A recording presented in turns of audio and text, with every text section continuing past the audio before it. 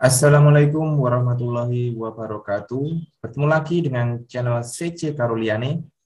Kali ini kita akan membahas soal PJOK PPPK 2021 kompetensi profesional dengan kunci jawaban dan pembahasannya. Baik, langsung saja kita menuju ke nomor 1. Guru PJOK dalam mengatasi kesulitan belajar anak yang diakibatkan oleh media pembelajaran, terutama alat-alat pembelajaran yang tidak sesuai dengan pertumbuhan dan perkembangan anak, maka A. Memberikan umpan balik dan tindak lanjut pembelajaran. B. Memodifikasi pembelajaran dan alat-alat pembelajaran yang sesuai dengan kemampuan fisik dan psikis anak. C. Memodifikasi instrumen penilaian ke level yang lebih mudah. D. Menurunkan tingkat kesulitan indikator pencapaian kompetensi. Nah, jika Bapak Ibu kesulitan dalam mengajar karena sarana prasarannya atau media pembelajarannya tidak pas atau tidak tepat, atau anak-anak merasa kesulitan, maka Bapak Ibu bisa kreativitas, ya, berkreativitas kreatif dengan apa? Memodifikasi media pembelajaran. Misal sepak bola, kita tidak bisa menggunakan bola asli kepada anak-anak TK maupun SD. Kita bisa menggunakan bola plastik. Ya.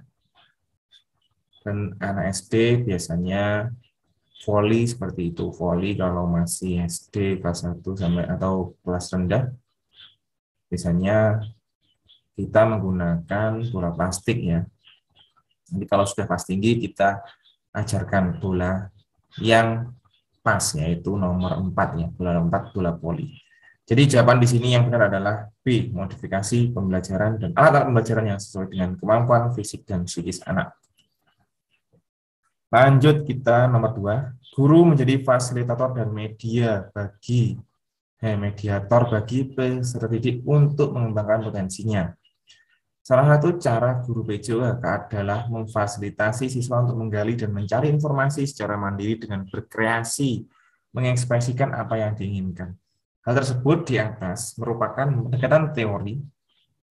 Jadi guru memberikan kebebasan untuk menggali dan mencari informasi. A. Psikologi kognitif. B. Konstruktivisme.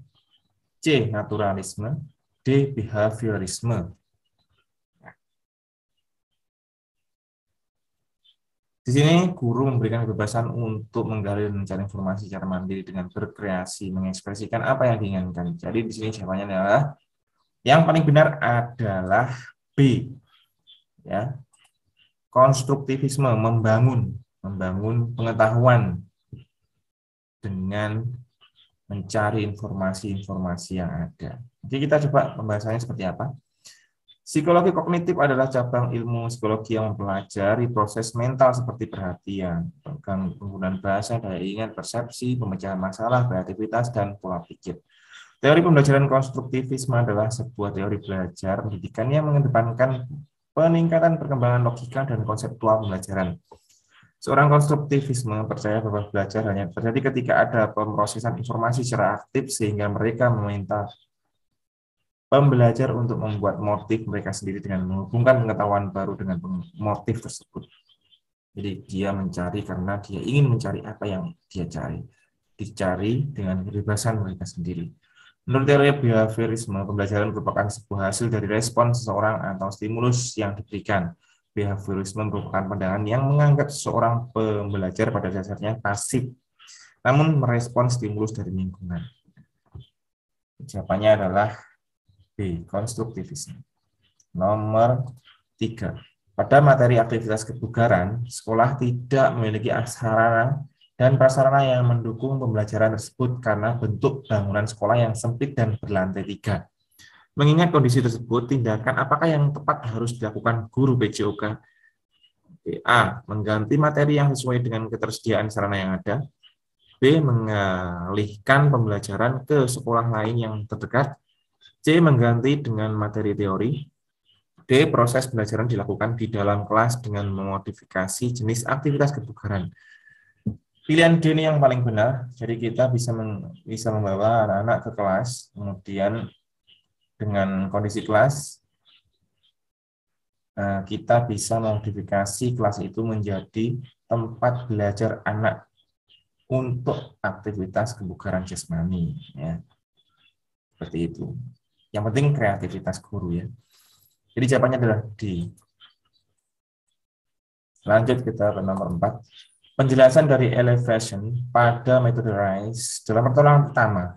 Ketika terjadinya kegawat daruratan pada peserta didik saat melakukan pembelajaran PJOK. Hal yang tepat, sebaiknya guru PJOK cepat melakukan tindakan A. Memberikan kompres dengan S bagian tubuh yang terjadi cedera. B. Meninggikan bagian tubuh yang terjadi cedera. C. Melonggarkan semua benda yang menghalangi perjalanan darah dalam tubuh. D. Menekan bagian tubuh yang cedera. Penjelasan dari elevation. Elevation, apa itu elevation? Elevation adalah meninggikan bagian tubuh yang cedera, ya, sehingga apa? Sehingga darah tidak menuju ke bagian yang cedera. Apabila darah menuju atau darah lancar menuju bagian cedera akan mengakibatkan memar, ya, akan mengakibatkan memar. Akhirnya apa? Akhirnya akan abuh, ya. Abuh itu apa ya? Pokoknya akan membesar, ya, besar, kemudian merah, rasanya akan sakit, linu, ya. Oke, lanjut. Di sini jawabannya adalah B, ya. RISE merupakan singkatan dari Rise, Ice, Compression, and Elevation. Metode pengobatan ini biasanya dilakukan untuk cedera akut, khususnya cedera jaringan lunak, sprain maupun strain. Metode terapi RISE ini dilakukan secepat mungkin sesaat setelah terjadinya cedera sampai dengan kurang lebih 48 jam setelah cedera terjadi. Metode RISE dapat membantu penyembuhan jaringan setelah mengalami cedera dan mencegah cedera lebih lanjut, lebih parah maksudnya, ya. Tapi di sini kita harus hati-hati ketika kita melakukan pertolongan pertama, jangan malah kita memperparah keadaan. Jadi kita harus tahu pengetahuan tentang RISE itu sendiri. Oke, lanjut kita ke nomor 5. Penjelasan dari RISE pada metode RISE dalam pertolongan pertama, ketika terjadinya kegawat daruratan pada peserta didik saat melakukan pembelajaran PJOK. Hal yang tepat sebaiknya guru PJOK cepat lakukan tindakan adalah penjelasan dari rest. Rest itu istirahat. Jadi istirahat, mengistirahatkan bagian tubuh yang cedera, ya. Jadi jawabannya C.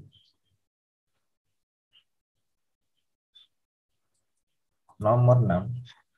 Penjelasan dari ICE pada metode RISE dalam pertolongan pertama. Ini kita membahas tentang RISE-nya. Kita bahas semuanya.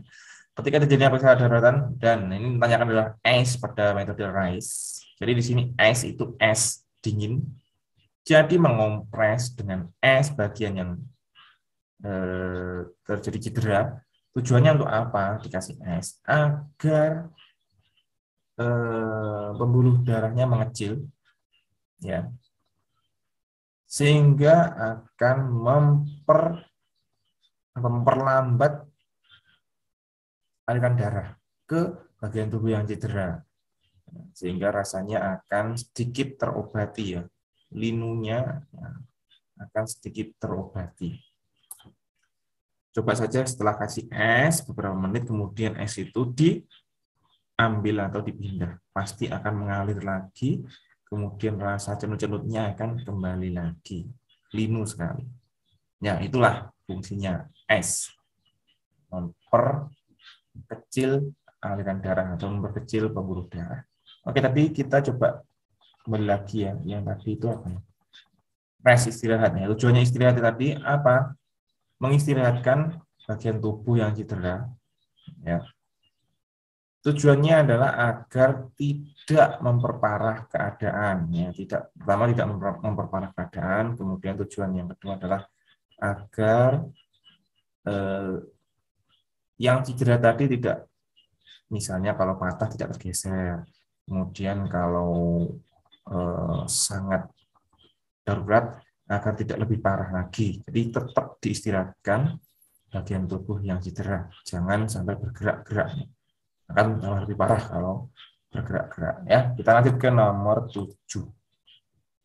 Penjelasan dari compression pada metode RISE dalam pertolongan pertama ketika terjadi kegawat daruratan pada peserta didik saat melakukan pembelajaran PJOK, hal yang tepat sebaiknya guru PJOK cepat lakukan atau tindakan A. Memberikan kompres dengan S.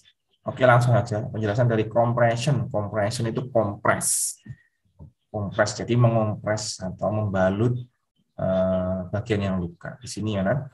Ya, menggunakan perban pada bagian tubuh yang terjadi cedera. Ya, yang pertama karena apa? Seperti itu.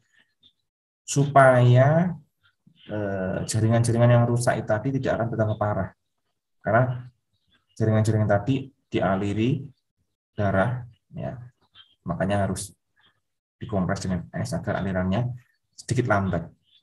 Tapi kalau tidak ada es, jaringan yang rusak tadi akan dialiri oleh pembuluh darah yang lebar mungkin, dan itu akan mengalir ke situ, ya. Kemudian di saat itu cedera sehingga darahnya akan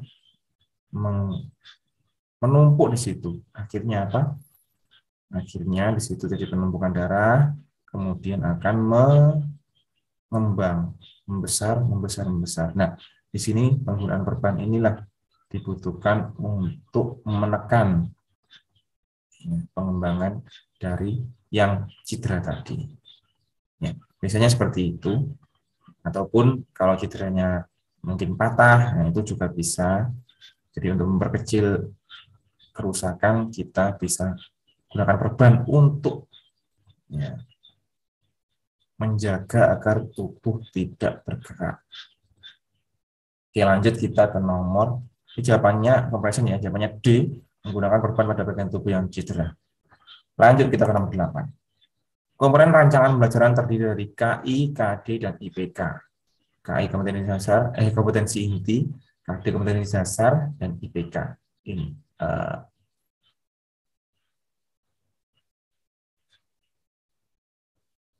berikut merupakan contoh rumusan kompetensi dasar pada kompetensi inti.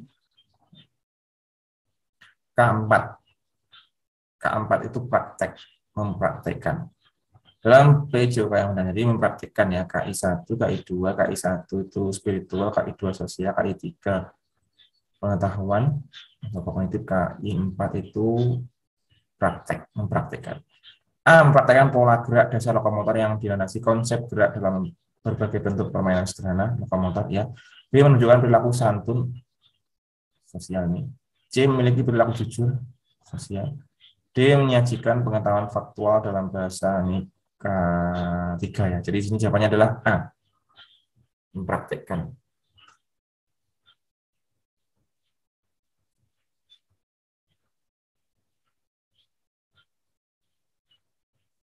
Lanjut kita ke nomor 9. Guru memberikan tugas gerak dengan memberikan gambar dari bagian-bagian tahapan rol belakang secara terpisah pada kertas kerja. Kemudian peserta didik dituntut untuk dapat membedakan dan memilih serta menyatukan kembali dalam satu rangkaian rol depan dengan benar. Penugasan ini merupakan aspek perkembangan kognitif anak pada tahap A. Operasional formal, B. Sensorik motorik, C. Operasional konkret, D. Pra-operasional. Di sini kalau seperti ini itu kita sudah bisa, dituntut anak sudah bisa berpikir tentunya. Jadi di sini kalau sensorik masih salah. Nah, jawaban di sini yang paling benar adalah C. Operasional konkret. Artinya operasional konkret ini sudah mengetahui, ini biasanya umur 12 tahun ke atas atau anak ke remaja atau pra remaja ya. Jadi anak sudah mengerti, berpikir, menyimpulkan, opini, dan lain sebagainya. Oke, lebih jelasnya kita bisa lihat pembahasannya. Sensorik motorik, pengalaman sensorik melihat, mendengar dengan tindakan motorik, tapi di sini sensorik motorik itu hanya melihat, ya, kemudian mendengar setelah menyentuh atau menggapai. Di pengetahuan dari yang dilihat saja, oh itu ada buku. Kalau bukunya nggak ada ya sudah. Bukunya nggak ada gitu. Pra-operasional, anak tidak bisa menggunakan logika atau mengubah penggabungan atau misalnya ide atau pikiran. Jadi di sini masih belum bisa berpikir matang. Operasional konkret, anak mulai menunjukkan kemampuan konservasi jumlah luas volume orientasi. Meskipun anak bisa memecahkan masalah dengan cara logis, mereka belum bisa berpikir secara abstrak dan hipotesis. Operasional, seorang remaja bisa melakukan perhitungan matematis, ini sudah lebih tinggi operasional. Jadi di sini jawabannya adalah C. Operasional konkret. Lanjut kita ke nomor 10. Salah satu kompetensi dasar harus dimiliki peserta didik adalah dapat mempraktikkan penerapan teknik dasar salah satu permainan dan olahraga bola besar dengan peraturan yang dimodifikasi serta dinilai kerjasama, sportivitas, dan kejujuran. Maka materi pokok yang dapat digunakan adalah A. Mempraktikkan teknik dasar servis pada permainan tenis lapangan. B. Mempraktikkan teknik dasar lempar tangkap pada permainan bola basket. C. Mempraktikkan teknik dasar servis pada permainan tenis meja. D. Mempraktikkan teknik dasar lempar tangkap pada permainan bola. Di sini kuncinya di sini ada di pertanyaannya. Kalau materi dasar yang dimiliki peserta adalah dapat mempraktekkan, praktek berarti ya. Ini praktek semuanya benar. Penerapan teknik dasar salah satu permainan dan olahraga bola besar. Nah, ini olahraga bola besar kuncinya. Dan di sini semuanya servis tenis meja bola kecil, basket bola besar, servis tenis meja bola kasti kecil. Jadi di sini yang bola besar adalah B. Mempraktikkan teknik dasar lempar tangkap pada permainan bola basket. Lanjut kita ke nomor 11. Program remedial dan pengayaan dilakukan guru PJOK sebagai akibat dari proses pembelajaran yang sebelumnya. Kegiatan remedial dapat dilaksanakan melalui teknik dan strategi kecuali remedial. Remedial itu memperbaiki siswa-siswa yang kurang nilainya. Apa yang harus kita lakukan? Kita harus menggunakan KD, misalnya KD ini yang kurang. Jadi kita harus perbaiki di KD. Pembelajaran ulang lah. A. Pemanfaatan tutor sebaya. Benar sekali. Ini benar ini. Ya. Temannya disuruh ngajarin. Itulah remedial. B. Belajar mandiri. C. Pembelajaran dengan media yang berbeda. Oke, jadi kita menggunakan media yang berbeda untuk KD yang sama. Tadi KD 1, kemudian media A, nilainya jelek atau pembelajarannya kurang. KD 1 dengan metode B, nah, B lah seperti. D. Pemberian tugas khusus. Tugas khusus itu ya tugas khusus untuk anak yang remedial. Oke. Dengan soal-soal yang sama, dia boleh melihat buku atau sebagainya. Jadi di sini kecuali itu adalah belajar mandiri. Anak belajar mandiri akan tetap sama kemampuannya. Kecuali kreatif ya anaknya. Jadi mereka bisa menggunakan HP, bisa menggunakan komputer, internet, dan lain sebagainya untuk belajar. Ya, lanjut kita ke nomor 12. Bagi peserta belajar pemula, maka pengenalan air dalam pembelajaran aktivitas air memiliki tujuan. Tujuannya apa? Kecuali. Sekali lagi kita dihadapkan dengan akuatik, yaitu renang. Misalnya renang sajalah, yang paling mudah. Tujuannya dikenalkan air itu apa? A. Memberikan motivasi kepada siswa yang makin lama makin senang dalam pembelajaran dalam air. Motivasi, ya benar sekali. B. Memupuk rasa keberanian siswa, menghilangkan rasa takut terhadap air. Benar sekali. C. Agar peserta didik mendapatkan atau merasakan keamanan dan kenyamanan di dalam air.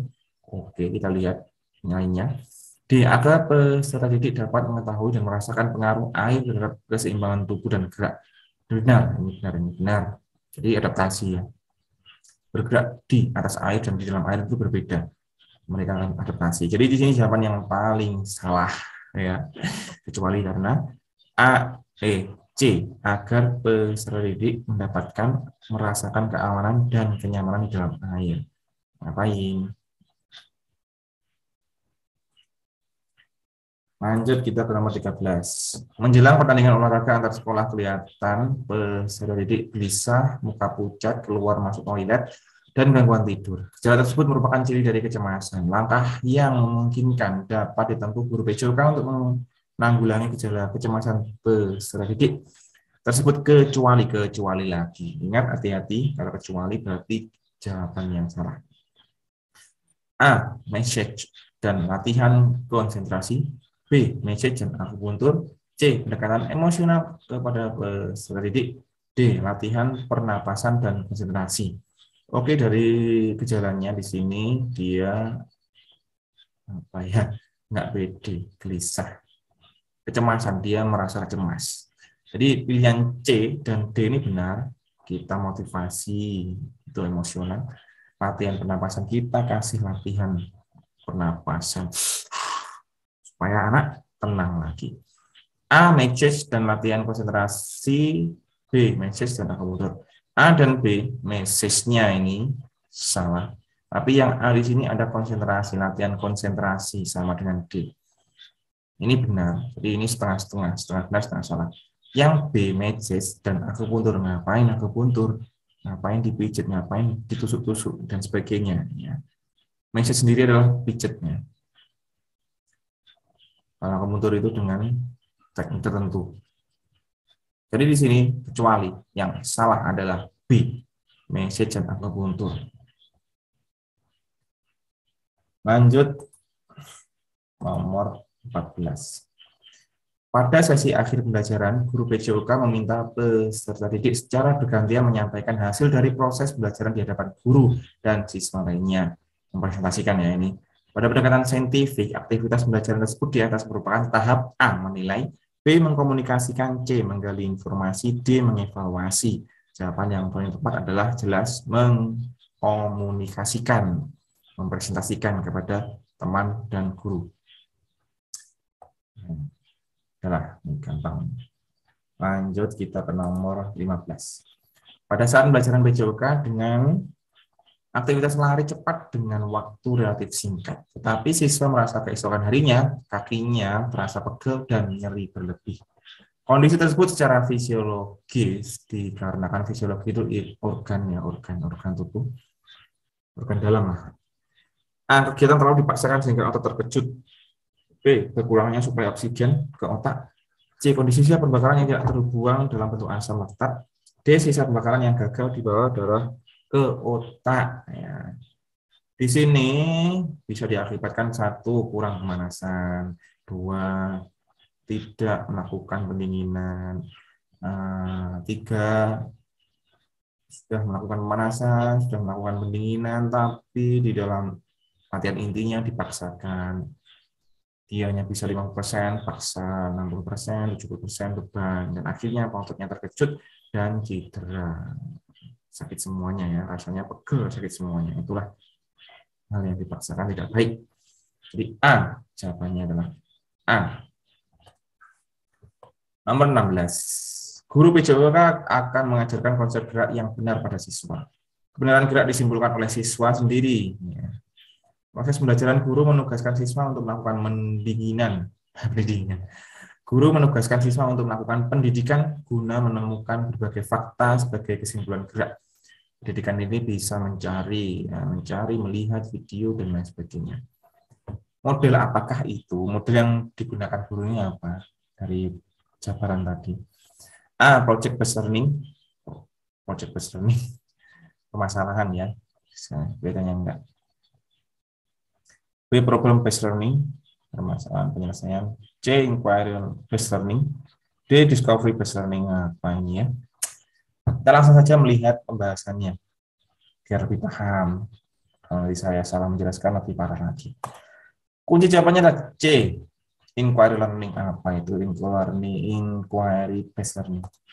Pembelajaran berbasis proyek adalah metode belajar yang menggunakan proyek, kegiatan, media pembelajaran berbasis masalah, berbasis tugas. Metode pembelajaran problem based learning (PBL)-nya metode ini mengenalkan siswa pada suatu kasus yang memiliki keterkaitan dengan materi, diberikan kasus yang berkaitan dengan materi. Misalnya apa itu?